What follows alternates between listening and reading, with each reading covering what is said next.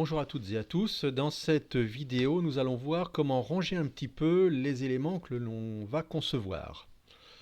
Alors pour ça, que pouvons-nous créer dans Onshape?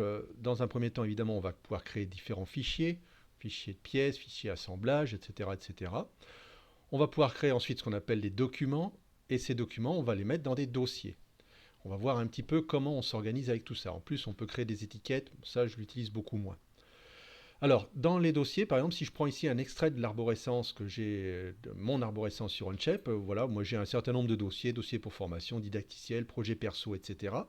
Si j'ouvre cette partie-là dans mon dossier que j'ai appelé projet perso, qu'est-ce que j'ai mis? Ben, on s'aperçoit que j'ai un certain nombre de documents, le support téléphone, une clé pour robinet, une pièce d'essai, un support de tringle à rideau. Et si j'ouvre ce document, par exemple, support de tringle à rideau, comment il est constitué? Ben, je vois effectivement, on va retrouver ici donc ma pièce en 3 dimensions, qui est en fait, qui s'appelle, ici je ne l'ai pas renommé, un Partie Studio 1.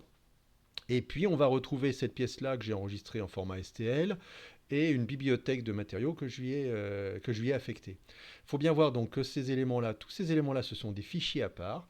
Ces fichiers, on les a regroupés dans ce qu'on appelle un document et différents documents peuvent être groupés dans un dossier. Regardons un petit peu ce que donnent ces notions de dossier, documents, fichiers, etc. sur mon arborescence. Alors quand vous allez sur votre page d'accueil, vous avez évidemment premier pas avec Onshape. Vous voyez que là, vous pouvez avoir accès à une zone de démarrage rapide. Vous pouvez suivre un cours. Donc là, vous pouvez retrouver un certain nombre de vidéos qui vont vous expliquer comment utiliser Onshape. Vous pouvez également créer un document. Moi, j'avoue que j'ai l'habitude de le créer à ce niveau-là. Vous avez également un onglet où vous allez retrouver vos différents documents, les derniers documents que vous avez ouverts. Et puis, vous voyez qu'en dessous, je retrouve, moi ici, mes différents dossiers dont je vous ai parlé précédemment. En plus de ça, j'avoue que je ne range pas forcément tout au fur et à mesure.